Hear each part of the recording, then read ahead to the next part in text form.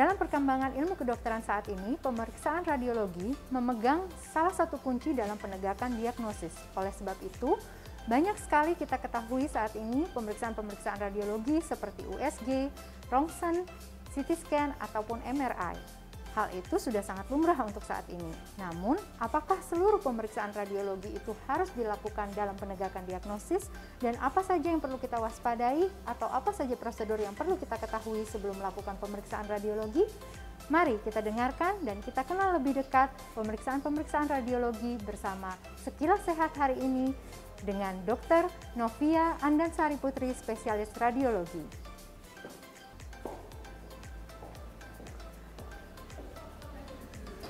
Halo keluarga sehat, kembali lagi dalam Sekilas Sehat di Rumah Sakit Harapan Keluarga bersama saya, host hari ini, Dr. Niputu Indradewi Mars.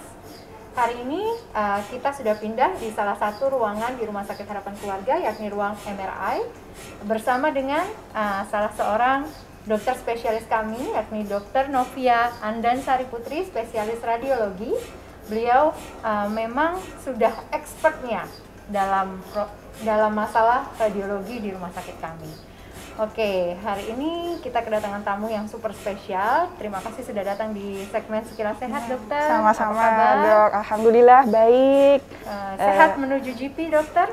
Ya, harus sehat. Harus sehat, iya, dokter, betul sekali. Betul. Dari pandemi sekarang sudah bergeser ke endemi ya, dok ya. Iya. Ngomong kita berbicara lagi kembali ke tahun 2019 sampai dengan saat ini. Sudah cukup lama ya kita menghadapi COVID ya, dok ya? Ya, betul. Sudah lama sekali. Lama sekali. Jadi, sudah bosan. Sudah bosan. Sudah bosan, ya, Oke. Kalau kita berbincang-bincang soal COVID ini sendiri ya, dok ya. COVID ini sendiri selain dideteksi dengan pemeriksaan swab PCR yang kita ketahui ya, dok ya. Di luar daripada itu untuk screening juga termasuk di dalamnya ada pemeriksaan radiologi, betul begitu ya, dokter ya? Oke, pemeriksaan radiologi yang biasanya untuk COVID itu apa ya, dok ya? Untuk kita membuka dulu nih sebelum kita masuk ke intinya, kita mengenal tentang pemeriksaan radiologi, fungsinya, dan kapan sih sebenarnya sebaiknya kita lakukan pemeriksaan tersebut. Oke, baik. Jadi kalau untuk pemeriksaan COVID ya, jadi untuk screening, sebetulnya pasien-pasien yang datang lewat IGD itu biasanya kita lakukan screening itu foto rongsen, ya. Foto rongsen. Betul. Dan tetap juga harus dilihat dari ini ya, dari onsetnya kapan. Ya, jadi kalau menurut literatur ya, ada beberapa onset. Jadi dia kenanya misalnya febris pada hari ke-3 gitu. Ya. Jadi kalau misalnya di foto pasti hasilnya kemungkinan besar masih normal. Iya, jadi kalau misalnya dia datang pada onset yang awal, ya jadi lebih baik kita lakukan imaging yang lebih baik, jadi lebih advance. Jadi di sini kita bisa pakai CT scan torak. CT scan. Betul. Untuk imaging yang jauh lebih bagus. Iya, ya? Jadi bisa kelihatan kalau misalnya ada gambaran yang tipis yang tidak terdeteksi dengan X-ray biasa, kita bisa pakai CT torak. Kalau seandainya onsetnya dia sudah lama, sudah lebih dari 3 hari, 6 hari bahkan, ya boleh pakai foto rongsen bisa. Ya, diharapkan bisa kelihatan. Kita lihat dari kapan dia mulai ada gejala dan lain sebagainya, sampai nantinya penentuan yang mana yang kita akan lakukan pemeriksaannya dengan radiologi sebagai screeningnya ya, dokter. Iya, betul. Nah, tadi dari dokter Novia sendiri sudah menyebutkan beberapa jenis alat nih. Mungkin keluarga sehat pastinya ada beberapa yang sudah akrab di telinga. Contohnya seperti rongsen. Rongsen itu udah akrab lah ya dari zaman dulu sampai dengan saat ini. Rongsen itu adalah salah satu pemeriksaan radiologi yang cukup terkenal ya, dokter. Nah, selain rongsen sendiri sebenarnya ada tadi dokter sebutkan CT scan juga ya, dok. Dan juga ini di belakang saya mungkin ya, dok ya, yang seperti kita bisa lihat ada MRI juga, kemudian ada USG dan mungkin ada beberapa pemeriksaan lainnya ya, dok ya. Nah, kita mulai masuk nih, dok, menyempit lagi mengenai pemeriksaan radiologi. Nah, biasanya kan setiap kali kita ke dokter, pastinya kan keluarga sehat akan diberikan beberapa pemeriksaan penunjang ya, dok ya. Betul. Antara lain laboratorium mungkin, kemudian radiologi dan lain sebagainya. Nah, sebenarnya untuk pemeriksaan radiologi ini sendiri, dok, kapan sih sebaiknya dilakukan pemeriksaan radiologi tertentu, contohnya seperti itu. Misalnya untuk CT scan sendiri itu lebih dikhususkan untuk apa sih sebenarnya, dok?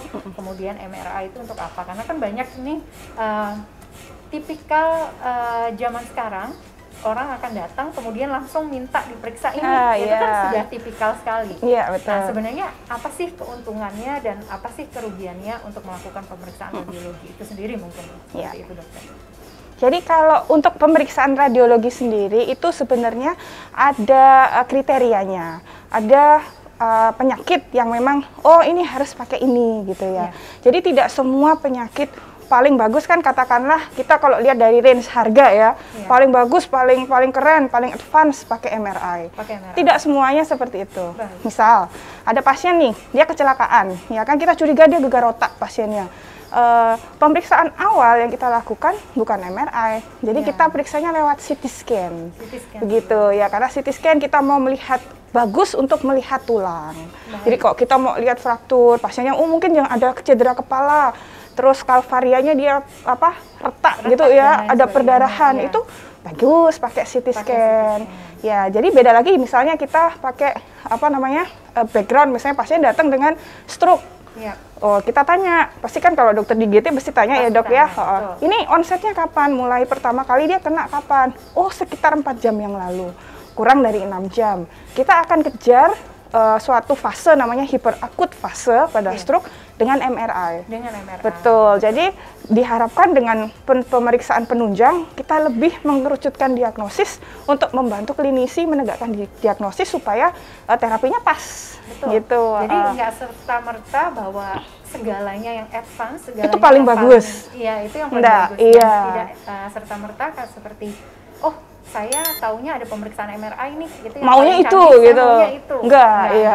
Jadi tergantung indikasinya juga. Tergantung indikasinya. Baik. Kalau dokter sendiri biasanya itu memegangnya itu dari keseluruhan ya dok ya? Iya. Keseluruhan pemeriksaan radiologi. Keseluruhan pemeriksaan. USG, kemudian Rongsen, kemudian CT dan MRI. MRI itu sendiri ya dokter ya. Oke, jadi sebenarnya yang diharapkan pada saat melakukan pemeriksaan radiologi itu yang didapatkan itu adalah gambaran untuk menegakkan diagnosis itu sendiri. Iya. Dan untuk nantinya supaya terapinya sesuai. Sesuai, iya. Baik, saya ingin masuk sedikit nih dok, karena saya banyak titipan pertanyaan dari keluarga sehat. Oke. Pertanyaannya sih mungkin lebih ke arah kekhawatiran ya dok, karena mengenai pemeriksaan radiologi itu seringkali dikaitkan juga dengan adanya radiasi. Betul. Banyak dari keluarga sehat yang mungkin cukup advance membacanya sampai dengan kondisi-kondisi tertentu yang dimana radiasi itu dapat menimbulkan gangguan kesehatan. Dari sana mereka mungkin akan timbul kekhawatiran-kekhawatiran tertentu. Nah, ini ada pertanyaan dok, sebenarnya ibu hamil itu bisa nggak sih dok dicek rongsen atau CT scan? Misalnya mereka sedang sakit dan lain sebagainya, apakah itu nantinya akan berdampak terhadap kehamilan mereka? Karena kalau misalnya USG mereka jelas pasti di USG, tapi kalau di rongsen boleh nggak, dan kapan sih sebenarnya mereka boleh di rongsen? Oke, jadi ini settingnya adalah ibu hamil ya. Jadi ibu hamil. Kalau ibu hamil kita lihat dulu, dia dilakukan pemeriksaan radiologi indikasinya apa.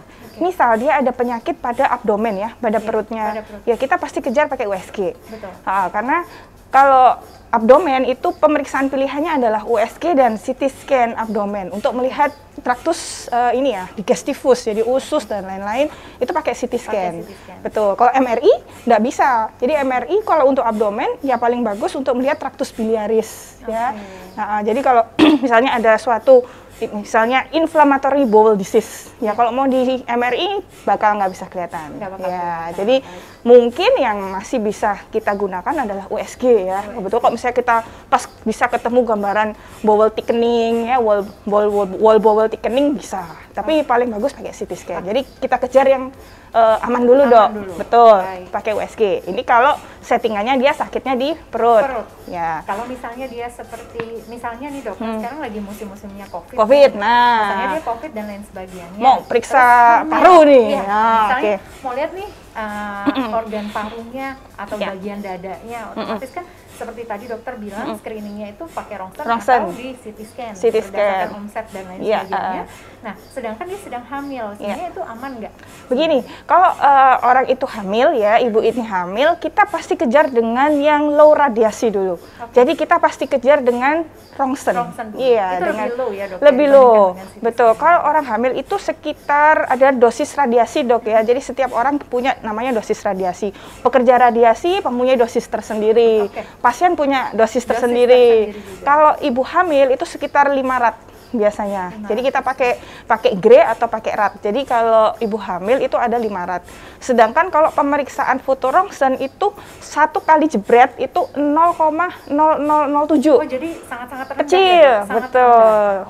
Jadi untuk mencapai dosis radiasi yang mungkin bakal bahaya kalau misalnya 0,007 ke 5 kan mungkin dikasih 7.000 kali pemotretan. Iya, pemotretan. Jadi kayak kalau seandainya kita kayak ngambil selfie pada saat kita foto rongsen itu baru berbahaya untuk ibu hamil. Jadi misalnya dia mau foto rongsen 7.000 kali, nah ini baru bahaya. Betul. Jadi kalau cuma sekali, saya rasa sih tidak. Ya, dan kita pasti untuk foto rongsen kita selalu ada namanya apron ya. Jadi untuk benar-benar meminimalisir ibu itu nggak kena radiasi. Jadi kita pakaikan juga. Iya, terutama di daerah perut ya, yang ada bayinya, yang ada organ ginekologisnya kita tutup. Jadi kita hanya mengambil yang untuk dievaluasi, yaitu dada aja. Berarti dada aja. Jadi keluarga sehat jangan khawatir. Untuk pemeriksaan radiologi dari tim radiologi pun baik dari dokter maupun staf radiologi sudah akan melakukan proteksi terhadap pasien. Proteksinya seperti tadi yang dokter Novia sampaikan sendiri, mungkin adanya penggunaan apron dan lain sebagainya yang nantinya akan sangat membantu untuk melindungi kondisi dari sang pasien itu sendiri. Betul, ya. Oke, kita beralih ke pertanyaan lainnya dokter. Ini saya dapat juga pertanyaan dari keluarga sehat. Dok, saya sering sakit pinggang. Ini sebenarnya kalau saya periksa, bagusnya saya periksa rongsen, CT scan atau MRI, dok? Nah, sakit pinggang ini sesuatu yang general ya. Orang datang, betul. Orang datang ke poli, orang datang ke IGD, kadang sakit pinggang. Kita pasti bedakan dulu sakit pinggangnya itu karena ada sesuatu pada organ intraabdomen, misalnya, ada batu ginjal, ya, ada sistitis, ada infeksi saluran kencing, itu kan juga klinisnya sakit pinggang. Benar. Jangan-jangan dari tulang belakangnya. Jadi memang kita harus mengeksklusi masing-masing dulu. Kita menggunakan yang paling paling low radiation dulu. Jadi kita biasanya screening awal USG. USG dulu. Kita menyingkirkan bukan dari organ intraabdomen. Misal, kok ginjalnya bagus ya, dia nggak ada batu. Nah, sistitis juga nggak ada, bulinya kok baik. Nah, baru kita berpikir, jangan-jangan ada dari tulang belakangnya. Baru kita foto rongsen.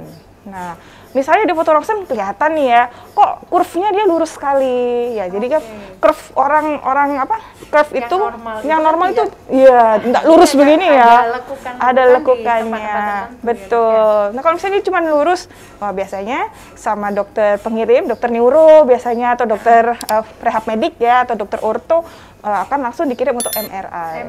Betul. Nah, di MRI itu bisa dok, kita bisa kelihatan bagus banget.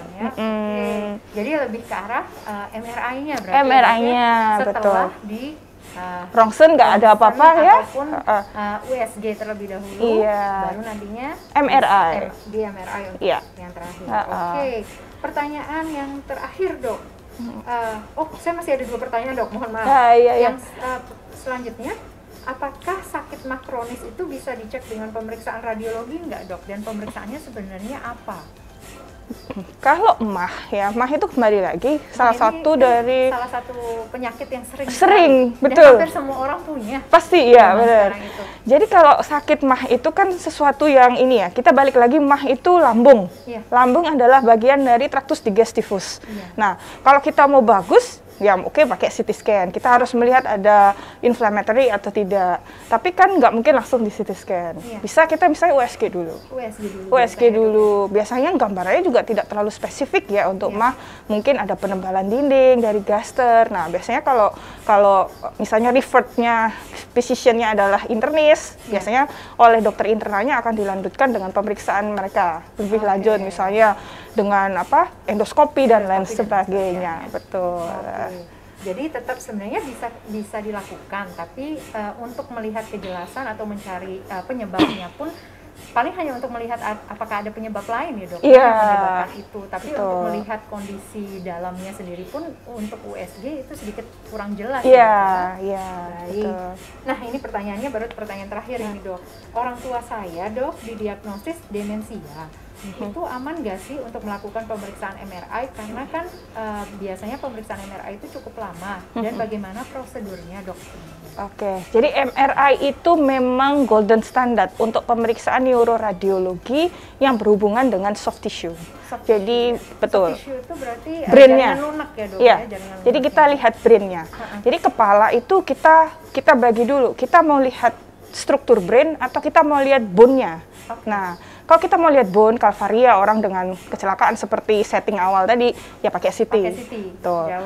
Ya. Jadi kalau misalnya kita mau lihat brain-nya, kita mau lihat stroke, mungkin demensia, ada mulai brain atrophy, ya, pengecilan dari otak, ya memang pakai MRI. Ya, dan apalagi kalau settingnya pasien udah usia tua ya dok ya, jadi kan banyak banget vascular disease lainnya.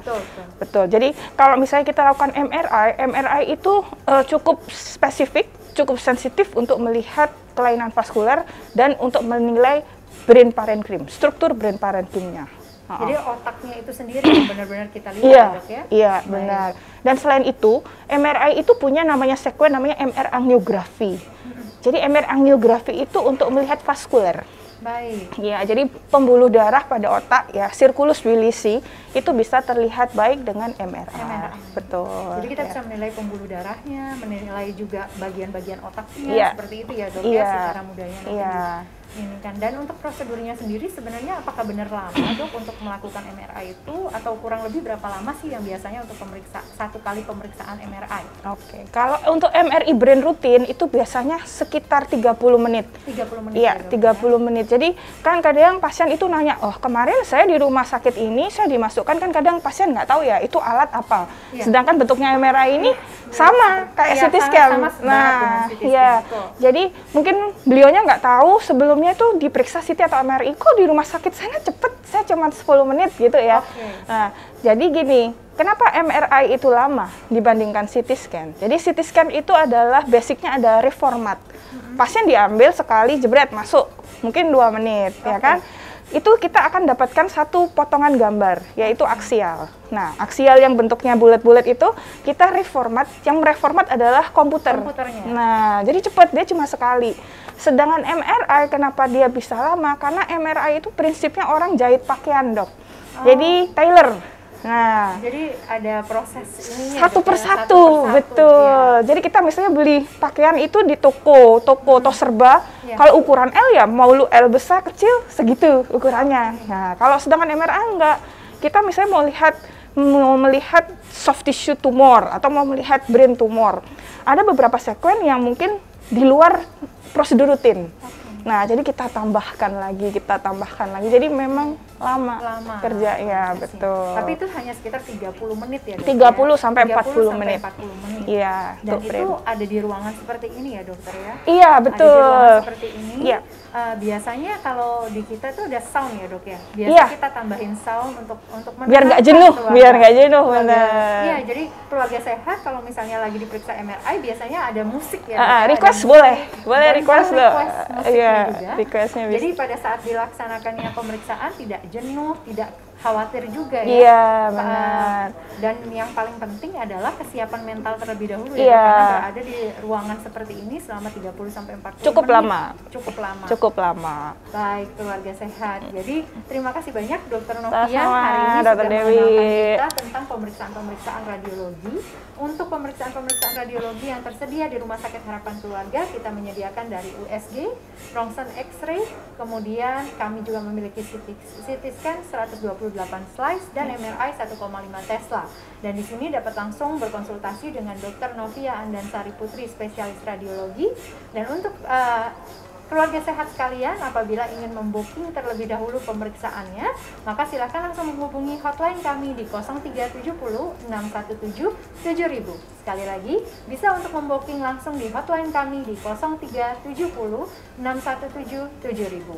Baik, terima kasih banyak dokter. Terima kasih. Sekilas sehat kita hari ini kita cukupkan sampai di sini. Kita ketemu kembali dalam segmen Sekilas Sehat selanjutnya.